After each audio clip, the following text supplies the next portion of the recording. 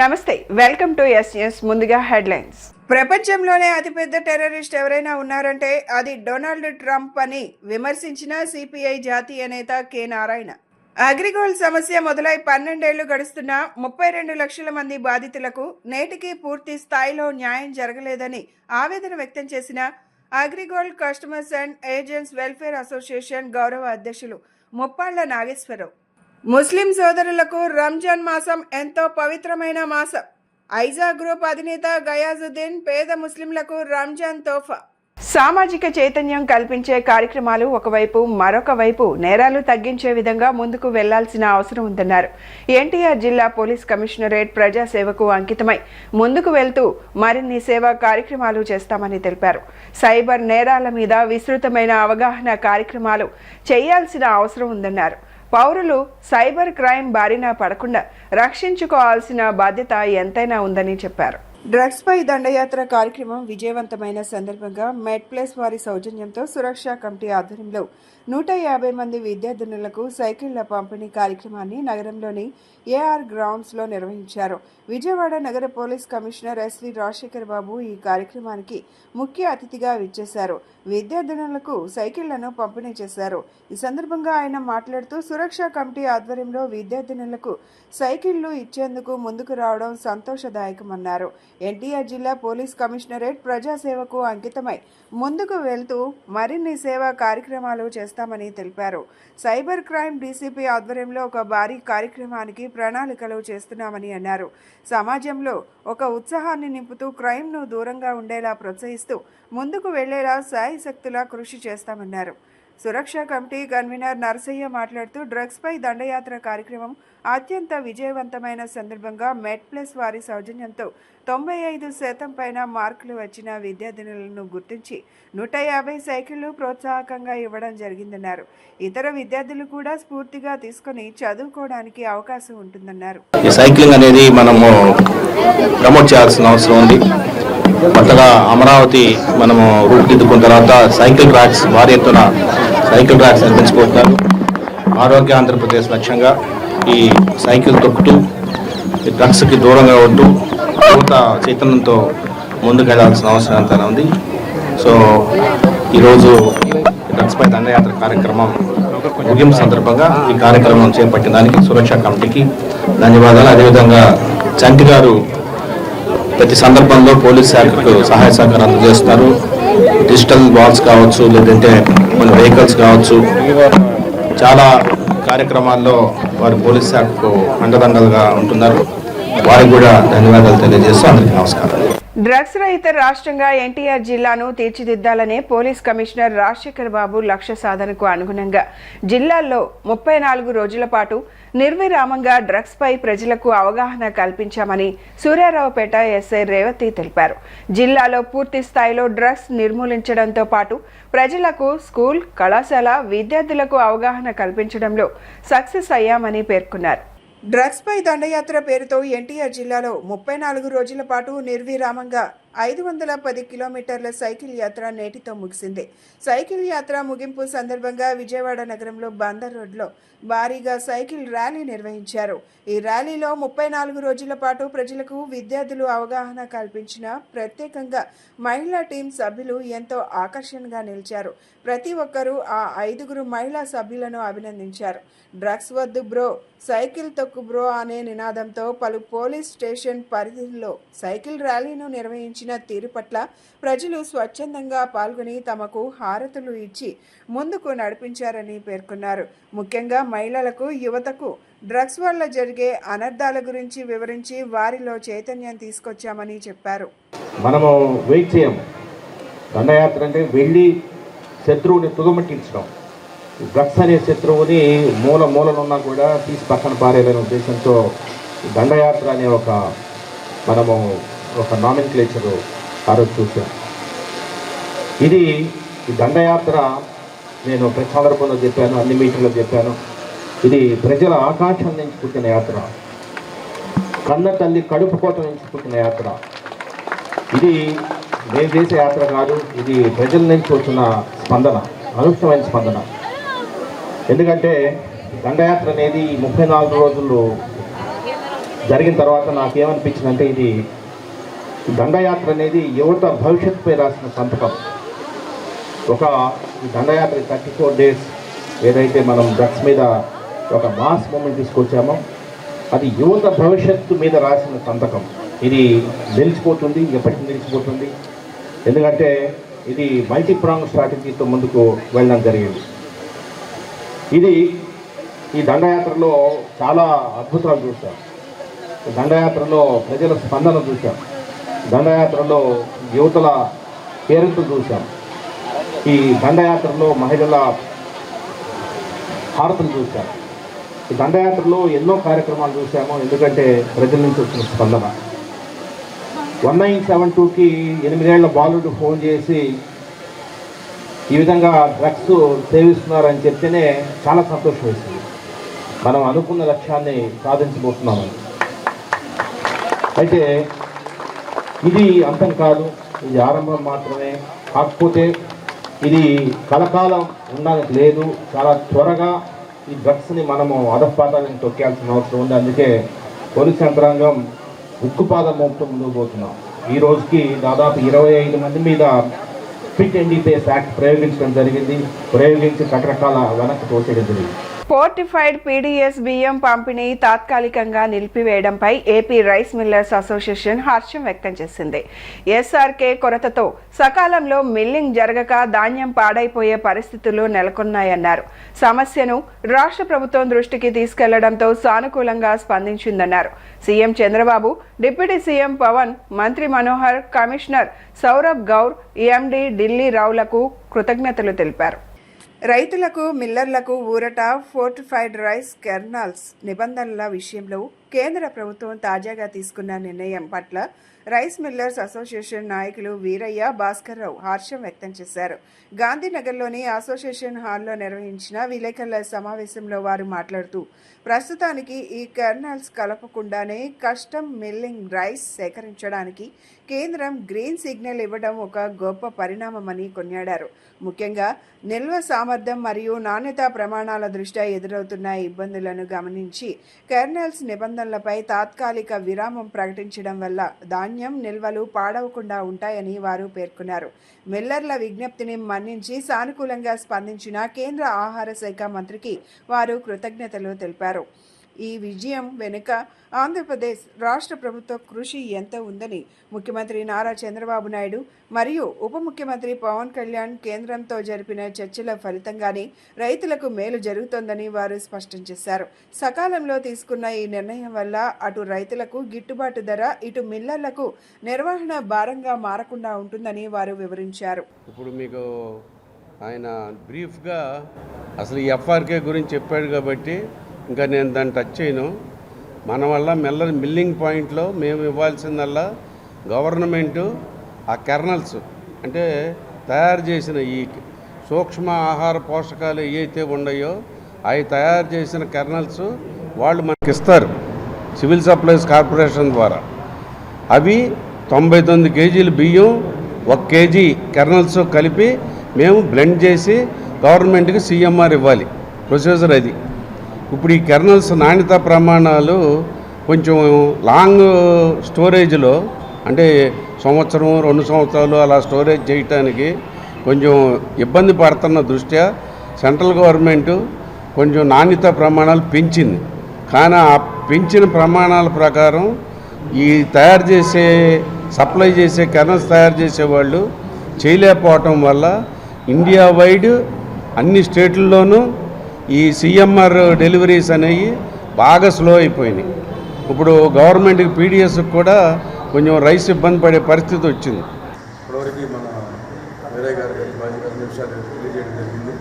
భారత ప్రభుత్వం వారు గత సంవత్సరం నుంచి మన ప్రజలకి ఓటిపైతో బలవంతమైనటువంటి ఆహారం అందించాలనే ఉద్దేశంతో రైస్ మిల్లో తయారైనటువంటి 99 కేజీలు బియ్యం చేసిన 19 కేజీల బియ్యంతో పాటు ప్రభుత్వం అందించిన ఫోర్టిఫైడ్ కెర్నల్స్ కిలో కలిపి టోటల్గా మొత్తం 100 కేజీలు ప్రభుత్వం 50 కేజీలు చొప్పున 2 కింటాలకి 50 కేజీలు చొప్పున 2 బస్తాలు అందజేయాలి. దాంట్లో భాగంగా ఇప్పటివరకు గతంలో కంటే కూడా గుడ్స్ ఎక్కువగా మార్చడం వల్ల ఫోర్టిఫైడ్ తయారు చేసినటువంటి సంస్థల దగ్గర నుంచి సరైన పరిమాణంలో క్వాంటిటీలో సప్లై చేయలేకపోవడం వల్ల ఇబ్బందులు పడటం వల్ల మన రాష్ట్రం ఆంధ్రప్రదేశ్ రాష్ట్రంలోనే సుమారుగా 5 కోట్ల క్వింటాల్స్ ధాన్యం ప్రభుత్వం కొనుగోలు చేసి 2300 రైస్ మిల్స్కి కస్టమర్ వర్కింగ్ ఏజెన్సీ పంపిణీ చేయడం జరిగింది.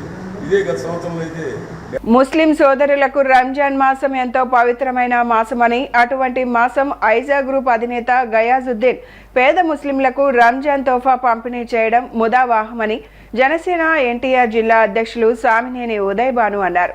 కూటమి ప్రభుత్వం ముస్లిం మైనార్టీలకు అండగా ఉంటుందని చెప్పారు.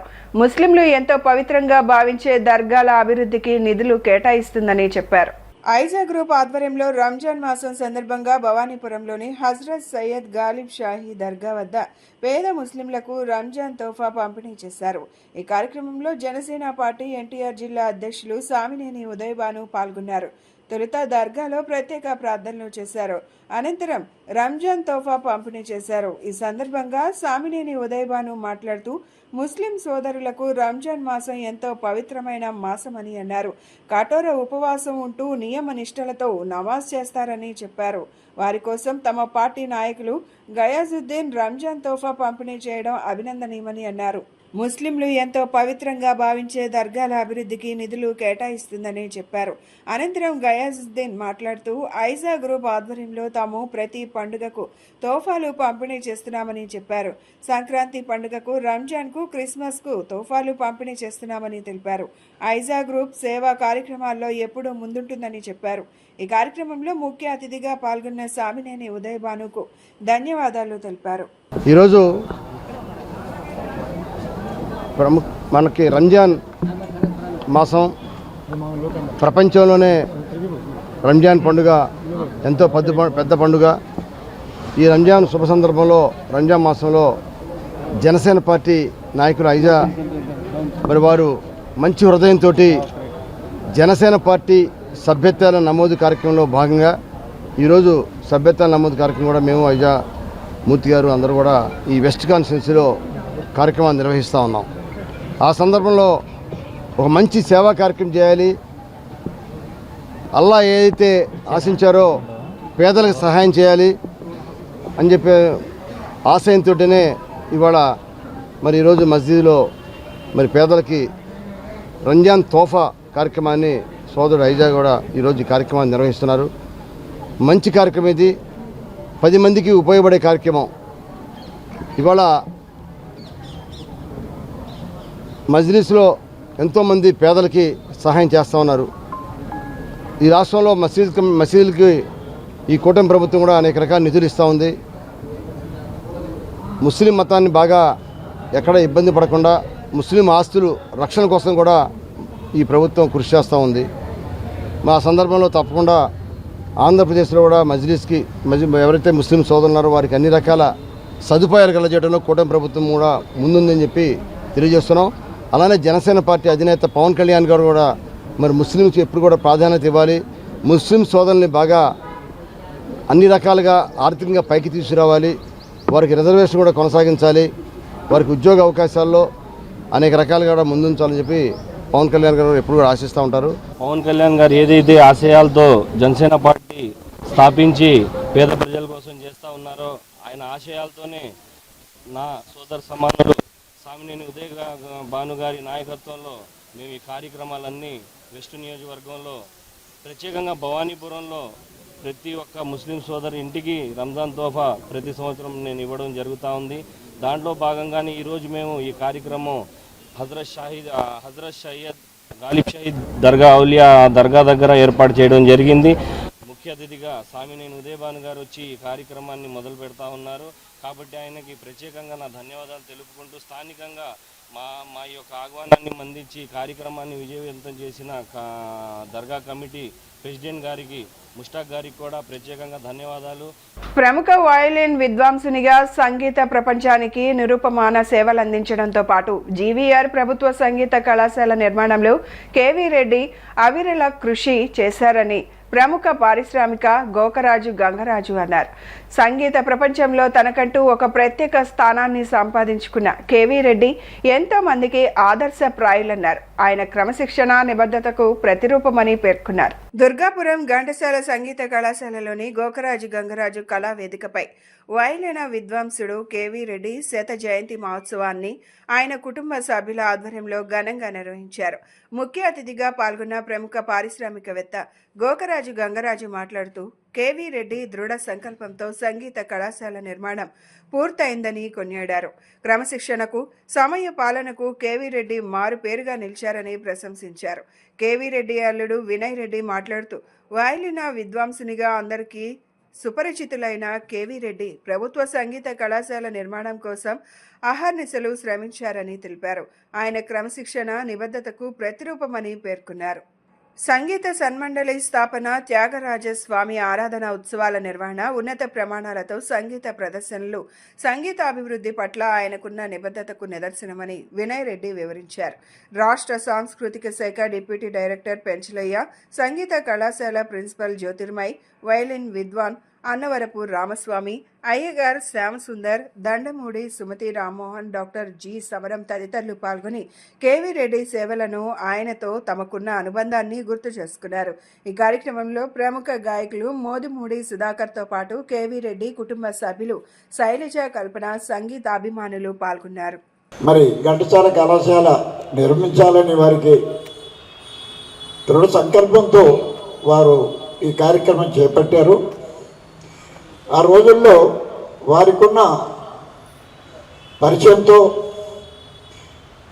మన మాజీ ముఖ్యమంత్రి జనార్దన్ రెడ్డి గారిని పట్టుకుని మాకు విజయవాడలో ఇటువంటి ఘంటసాల కళాశాలను మనం నిర్మించుకోవాలి అని ప్రయత్నం చేసి ముందుగా భూసేకరణ ఈ ఎవరు దీనికి ఇది కావాలని కోరుకునేవారు లేరు ఆ రోజుల్లో. ఏం చేద్దంటే ఈ ప్రాంతంలో దీన్ని ఒక డంపింగ్ యార్డ్గా వాడేవారు. ఈ పూర్తి స్థలం అంతా కూడా చెత్తతో నిండిపోయి ఉన్న ప్రదేశం. మరి అది ఒకటే ఖాళీగా ఉంది ఆ రోజుల్లో. అది ఇవ్వటం జరిగింది.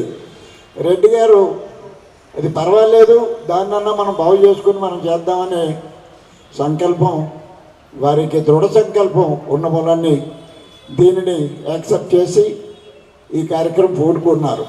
కేవీ రెడ్డి గారు ప్రముఖ వైలిన్ విద్వాంసులు.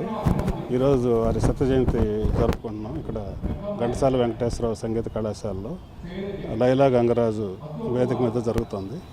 ఈ కాలేజీ నిర్మాణానికి రెడ్డి గారు చేసిన కృషి అనన్య సామాన్యమైంది.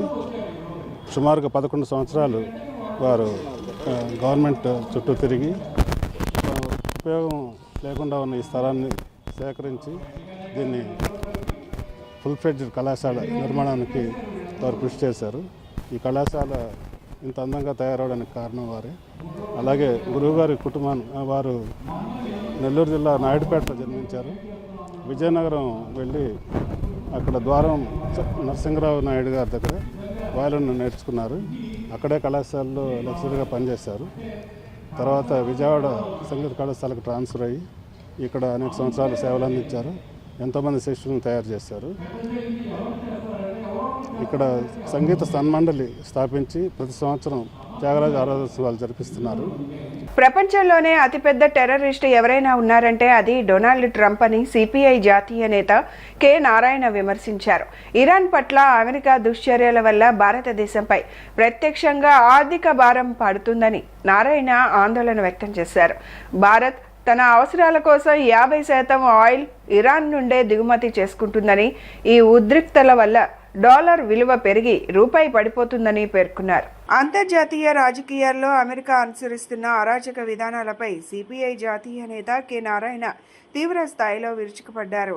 హనుమాన్పేట దాసరి భవన్లో ఏర్పాటు చేసిన విలేకరుల సమావేశంలో ఆయన మాట్లాడుతూ ఇరాన్ అగ్రనేత ఖమేనీని లక్ష్యంగా చేసుకోవడం, గతంలో ఇరాక్ అధ్యక్షుడు సద్దాం హుసేన్ను అంతం చేయడం వంటి చర్యలు కేవలం ఆయా దేశాల చమురు సంపదను చేజిక్కించుకోవడానికేనని ఆయన ఆరోపించారు. ఇరాన్ పట్ల అమెరికా దుశ్చర్యల వల్ల భారతదేశంపై ప్రత్యక్షంగా ఆర్థిక భారం పడుతుందని నారాయణ ఆందోళన వ్యక్తం చేశారు. ఈ ఉద్రిక్తతల వల్ల డాలర్ విలువ పెరిగి రూపాయి పడిపోతుందని పేర్కొన్నారు. దీనివల్ల ఏటా 1.5 లక్షల కోట్ల అదనపు భారం పడుతుందన్నారు. ప్రధాని మోదీ అధికారంలోకి వచ్చాక ట్రంప్ను ప్రసన్నం చేసుకోవడానికే ఇజ్రాయెల్తో సంబంధాలు పెంచుకున్నారని విమర్శించారు. మోడీ తన వ్యక్తిగత ప్రయోజనాల కోసం 140 కోట్ల మంది భారతీయుల ఆత్మగౌరవాన్ని ట్రంప్ కాళ్ల వద్ద తాకట్టు పెడుతున్నారని మండిపడ్డారు. రైతుల కుమ్మిని చంపేశారు, తెల్లవారుజాము చేసేటుంది, సాయంత్రం జరగలేదు. అది టార్గెట్ పెట్టారు వాళ్ళు. ఇరాన్ పైన అంత యుద్ధం చేయాల్సిన అవసరం అమెరికాకి కానీ ఇజ్రాయెల్ కానీ ఎందుకు వచ్చింది? ఇరాన్లో ఉన్నటువంటి సంపద, ఆయిల్ సంపద వాళ్ళ హ్యాండ్ ఓవర్ కావాలా? ఇరాన్ కంట్రీ మొత్తం వాళ్ళ హ్యాండ్ ఓవర్ ఉండాలి. అది వాళ్ళ ఆన్సర్. గతంలో ఇరాక్ కూడా సద్దాం హుస్సేన్ అమెరికా కంపెనీని జాతీయం చేశాడు కాబట్టి సద్దాం హుస్సేన్ దాడి చేసి చంపేశారు. ఊరికి పేరుకేమో అణుబాంబులు తయారని చెప్పారు. అదే లేదు. అంటే కుక్కను చంపదలుచుకుంటే పిచ్చి కుక్కని చంపాలా? అట్లా ఇరాక్ సద్దాం హుస్సేన్ని అదికే చంపి అమెరికన్ ఆయిల్ కంపెనీలకి అప్పగిచ్చేశారు. ఇప్పుడు వెనుజులా ప్రజల చేత ఎన్నుకోబడిన అధ్యక్షుడు వాళ్ళ భార్య ఇద్దరిని కూడా పడకింట్లో నుంచి ఎత్తకెళ్ళిపోయారు. ఇది కిడ్నాపే. టెర్రరిస్టులు చేసే పని చేశారు. కోపం ఎందుకంటే వెనుజులా ప్రపంచంలోనే second biggest oil production. Saudi Arabia తర్వాత అది పెద్దది.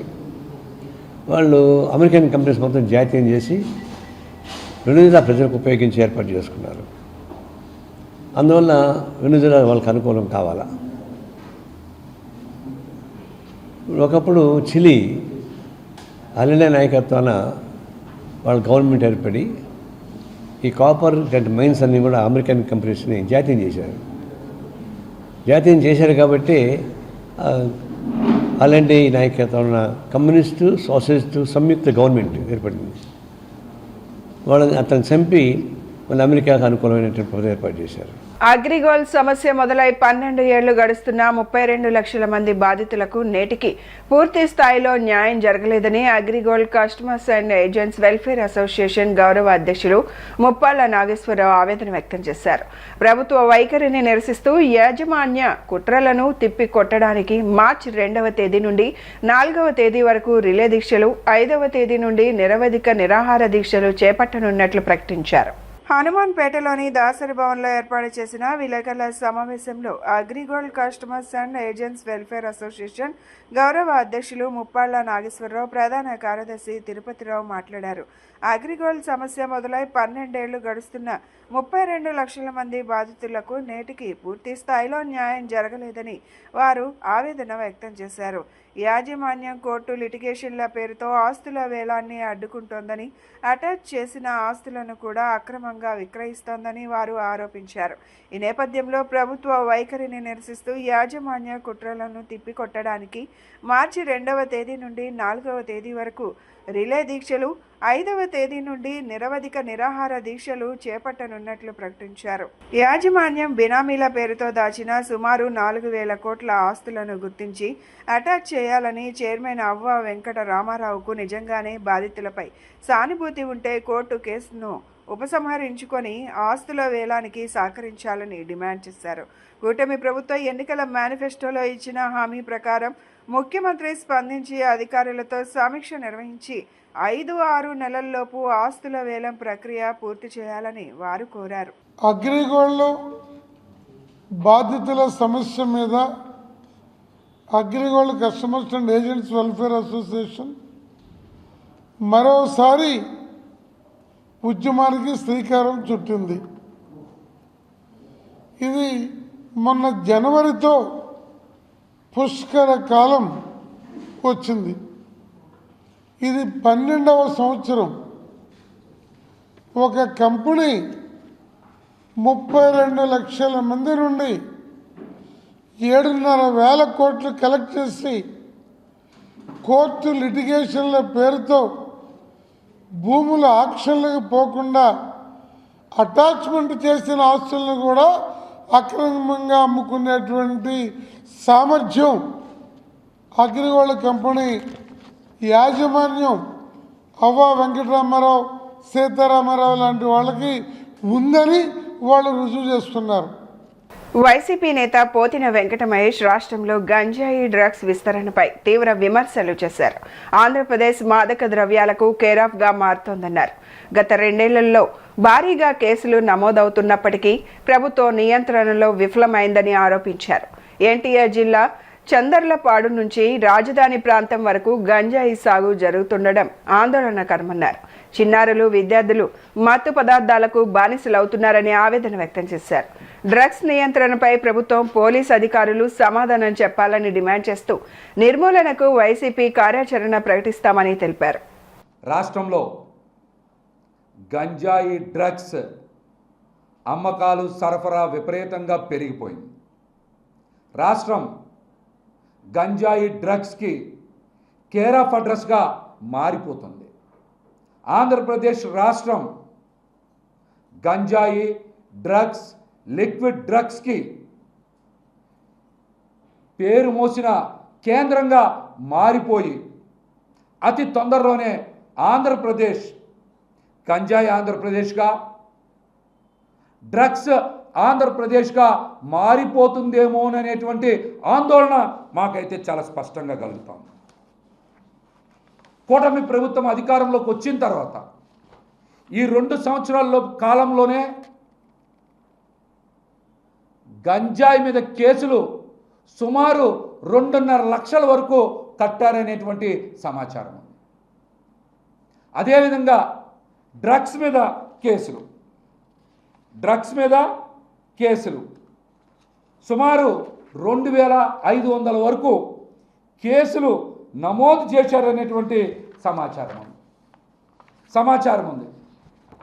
ఆంధ్రప్రదేశ్లో ఇవన్నీ కూడా ఇంత పెద్ద ఎత్తున గంజాయి కేసులు కానీ, డ్రగ్స్ కేసులు కానీ ఇంత పెద్ద ఎత్తున నమోదు అవడానికి కారణం ఏంటి? అసలు రాష్ట్రంలోకి గంజాయి డ్రగ్స్ ఎలా వస్తున్నాయి? ఎవరి ప్రోద్బలంతో వస్తున్నాయి? ఎవరి అండదండలతో వస్తున్నాయి? విచ్చలవిడిగా అమ్మకాలు ఎలా జరుగుతున్నాయి? బులెటిన్ ముగించే ముందు హెడ్లైన్స్ మరొకసారి. ప్రపంచంలోనే అతిపెద్ద టెర్రరిస్ట్ ఎవరైనా ఉన్నారంటే అది డొనాల్డ్ ట్రంప్ అని విమర్శించిన సిపిఐ జాతీయ నేత కె నారాయణ. అగ్రిగోల్డ్ సమస్య మొదలై 12 ఏళ్లు గడుస్తున్నా 32 లక్షల మంది బాధితులకు నేటికి పూర్తి స్థాయిలో న్యాయం జరగలేదని ఆవేదన వ్యక్తం చేసిన AgriGold customers and agents welfare association గౌరవ అధ్యక్షులు ముప్పాళ్ల నాగేశ్వరరావు. ముస్లిం సోదరులకు రంజాన్ మాసం ఎంతో పవిత్రమైన మాసం. ఐజా గ్రూప్ అధినేత గయాజుద్దీన్ పేద ముస్లింలకు రంజాన్ తోఫా. ఇవి ఈనాటి bulletin updates. Keep watching yes news.